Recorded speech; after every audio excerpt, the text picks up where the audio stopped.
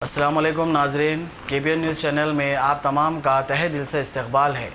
आइए आज की अहम खबर पर नज़र डालते हैं। हमारे चीफ मिनिस्टर KCR साहब के दरबार में असदुद्दीन ओवैसी फिर से एक बार हाज़िर हुए और तकरीबन 40 मुस्लिम कायदीन के साथ एक लंबी तवील फ़हरिस्त है उसमें जो है हमारे मौलाना जाफ़र पाशा साहब क़िबला और आपके तामीर मिल्लत और आपके जमात इस्लामी के भी वफ़द कई लोग, एक लंबी तवील फ़हरिस्त है और उसका नाम दिया गया कि जो मौजूदा CAB यानी सिटीज़न अमेंडमेंट बिल, फिर उसके बाद में एक्ट बना सिटीज़न अमेंडमेंट एक्ट, फिर बात की गई कि national registrar of citizens NRC, फिर बात की गई NPR नेशनल पॉपुलेशन रजिस्ट्रार, फिर बात की गई कि national registrar of Indian citizen NRIC। हमारे चीफ मिनिस्टर KCR साहब जो है बेहतरीन एक चाणक्य है कि किसको कब कहाँ पर इस्तेमाल करना, उसको बुलाते हैं, इस्तेमाल करते हैं और उसको फेंक देते हैं निकाल के टिश्यू पेपर की तरह। ये जब से 2014 से ऐसा ही चलते आ रहा है। तो आज हमारे मुस्लिम कायदीन गए थे।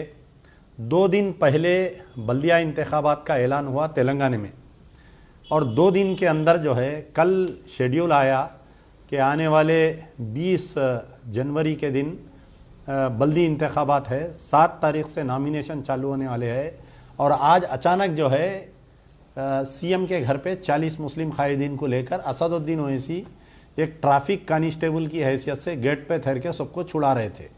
ये वीडियो सुबह से वायरल हो रहा है। तो मुझे ये सवाल है कि ठीक है, अगर मुस्लिम कायदीन गए हैं, उलमा मशाइखीन गए हैं, CM से बात किए हैं, लेकिन चीफ मिनिस्टर साहब का साबिक़ा रिकॉर्ड, ये बात मैं नहीं कह रहा हूँ कि खुद साख्ता मुस्लिम मुत्तहिदा महाज के जो कन्वेनर है हमारे रहीमुद्दीन अंसारी साहब ने कई मरतबा ख़ास तौर पर मीडिया प्लस के एक प्रेस कॉन्फ्रेंस में उन्होंने ये बात कही थी कि चीफ मिनिस्टर साहब मुस्लिम कायदीन से मुलाकात का वक्त ही नहीं देते।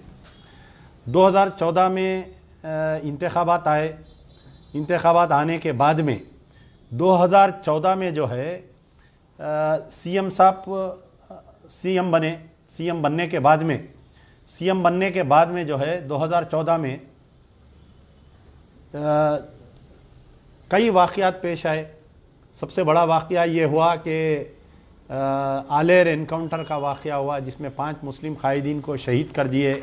फिर उसके बाद में उससे पहले किशनबाग राइट्स हुए, 4 मुस्लिम लड़कों को, 4 मुसलमानों को शहीद कर दिए।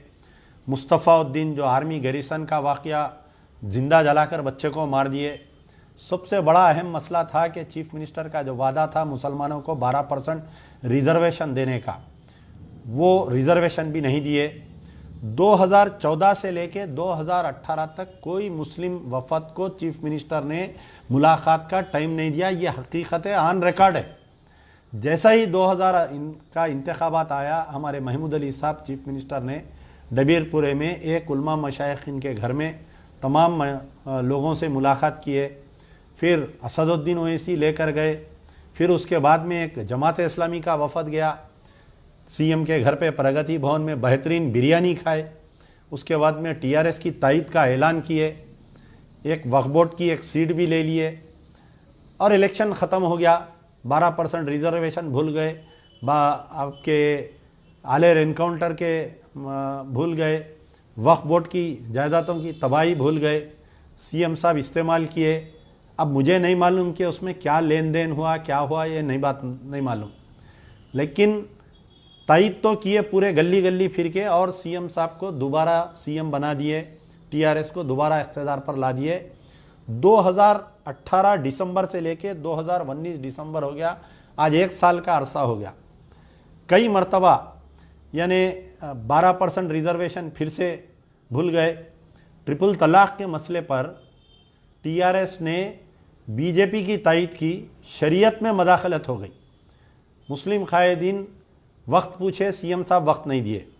वक्फ बोर्ड के दफ्तर को कुफल डाल दिए, वक्फ की जायदादों को तबाह किए, मुस्लिम कायदीन वक्त पूछे, सीएम साहब ऑन रिकॉर्ड है, जमात इस्लामी के हामिद मोहम्मद खान साहब ने ऑन रिकॉर्ड ये बात कही कि सीएम साहब मुस्लिम कायदीन से मिलते ही नहीं, वक्त नहीं देते। रहीमुद्दीन अंसारी मीडिया प्लस के प्रेस कॉन्फ्रेंस करके ये बोले, अकबर निज़ामुद्दीन साहब बोले नहीं दिए। 2 दिन पहले इलेक्शन का ऐलान होना और आज ये वफद की मुलाकात, ये मुझे समझ में नहीं आ रही है। कई टेलीफोन आ रहे हैं मुझे, जितने कायदीन गए थे हमारे उलमा मशाइखीन सरजमीन दक्खन पे, ऐसे ऐसे उलमा मशाइखीन अल्लाह ने भेजे कि उस वक्त के बादशाहों के ताज जो है उनके ख़दमों में पड़े हुए रहते तो नज़र उठा के नहीं देखते थे। आज एक जाके चीफ मिनिस्टर के दरबार में हाज़िरी दिए, तो अब ये देखिए कि जैसे ही हुआ, यानी सजबान आखिर ज़बान पर आ ही गई। असदुद्दीन ओवैसी ये कह रहे थे कि आने वाले 27 तारीख के दिन निज़ामाबाद में कुल जमाती जलसा है, और उस जलसे में जो है, कुल जमाती जलसा जो है, वो जलसे में इन्होंने ये वादा किया है कि हम तमाम लोगों को मदऊ किए हैं, यानी कुल जमाती, उसमें टीआरएस वाले भी आएंगे। इससे पहले ऐसा हुआ था कि ये कुल जमाती इजलास में ऐसे ही जलसे हुए थे असेंबली इलेक्शन से पहले, और टीआरएस की तायद किए। अब जो 27 तारीख का निज़ामाबाद का जलसा है, ये भी जो है सिर्फ़ और सिर्फ टीआरएस की तायद का जलसा रहेगा, इससे हटके कुछ नहीं होगा। जैसे ही इलेक्शन ख़त्म हो जाएंगे, आपने जगन की तायद की, जगन जाकर मगन किए, बीजेपी के गोद में बैठ गए। केसीआर साहब की आपने तायद की, केसीआर साहब सदर जमहूरिया, नायब सदर का इलेक्शन, नोटबंदी, एफडीआर, एफडीआई, आप तमाम देखिए कि ट्रिपल तलाक का मसला, सब में जाके बीजेपी की तायद किए। होना तो ये चाहिए था कि जैसा वेस्ट बंगाल के चीफ मिनिस्टर ममता बनर्जी सड़क पर निकलकर, जैसा मध्य प्रदेश के चीफ मिनिस्टर कमलनाथ सड़क पर, यानी जो 13 जो कॉन्स्टिट्यूंसियों के 13 स्टेट के चीफ मिनिस्टर जो एहतजाज कर रही, वैसा ही केसीआर साहब भी एहतजाज करना चाहिए था, लेकिन ऐसा नहीं हुआ। ये मुझे शक है कि आज की मुलाकात, सारे तेलंगाना के मुसलमान ख़बरदार हो जाइए, ये जो आज की सीएम की मुलाकात है, एक्चुअल ऑन ग्राउंड कुछ होने वाला नहीं है। ये सिर्फ़ और सिर्फ टीआरएस के कपड़े धोने के लिए ये लोग गए थे, और वहाँ पर आज 1 साल से मुलाकात नहीं हुई, आज अचानक मुलाकात हो रही है। ये बात मुझे समझ में नहीं आ रही है। 1 साल से लोग कोशिश कर रहे हैं मिलने की, सीएम साहब आज अचानक सुबह में बुला के पूरे लोगों को बेहतरीन बिरयानी खिला के मुलाकात किए। तो तमाम तेलंगाना के मुसलमानों के सामने आकर जितने उलमा मशाइखीन गए थे, ख़ास तौर पर जमात इस्लामी, ये वाज़े करे कि क्या बातचीत हुई सीएम से, क्योंकि इलेक्शन से पहले आप लोग गए थे, तायद किए, आज फिर आप लोग जाके एन इलेक्शन के सामने उनसे मुलाकात कर रहे हैं, तो क्या माने खैज़ है ये बात माने खैज़ है। तो मेरा मुतालबा है कि तमाम उलमा मशाइखीन से मैं अदबन उनसे गुजारिश कर रहा हूँ कि जितने भी लोग आज सीएम से मिले, कि आपकी क्या बातचीत हुई। पूछना था सीएम से कि भाई आप ट्रिपल तलाक के मसले पर क्यों तायद किए बीजेपी की, ये नहीं पूछे। आप पूछना था कि 12% रिजर्वेशन का क्या हुआ, ये नहीं पूछे। आप खाली गए, बिरयानी खाए, आए, बाहर मीडिया से असदुद्दीन ओवैसी सीएम साहब की तारीफ, और बोल रहे हैं कि टीआरएस जहाँ है मैं वहाँ हूँ, यानी हम केसीआर के साथ है, आने वाले बल्दिया इलेक्शन में हम साथ है। बोल रहे हैं कि जगन इज माई फ्रेंड। अरे यार, उन्हें बीजेपी की तायद कर रहा, आपका दोस्त कैसा हो सकता है बताइए आप। ठीक है, आप इलेक्शन में उसकी तायद करें, उन्हें सीएम बना, उन्हें जो है जाके बीजेपी की तायद में वोट दे दिया। हाँ, आप बोल रहे हैं कि जगन साहब भी कल स्टेटमेंट दे रहे हैं कि आप बोलिए क्या मुसलमान इतने बेवकूफ़ है कि वोट देने के बाद में तायद करे, बिल को एक्ट बनाए। आज बोल रहे हैं कि मैं मुसलमानों के साथ हूँ, कुछ नहीं होने वाला है। आखिर कब तक हमारे लोग बेवकूफ़ बनेंगे, ये मकड़ी की जाली में कब तक आते रहेंगे, हम बतलाइए। तो मेरा मुतालबा है कि जितने भी कायदीन आज गए थे, चीफ मिनिस्टर से क्या बातचीत हुई, आने वाले बल्दिया इंतखाबात का जिक्र हुआ नहीं हुआ, अल्लाह को हाजिर और नाजिर जानकर आप लोग तमाम लोग अल्लाह को हाजिर व नाजिर जानकर बोलिए कि क्या बल्दिया इंतखाबात का डिस्कशन में आया या नहीं आया।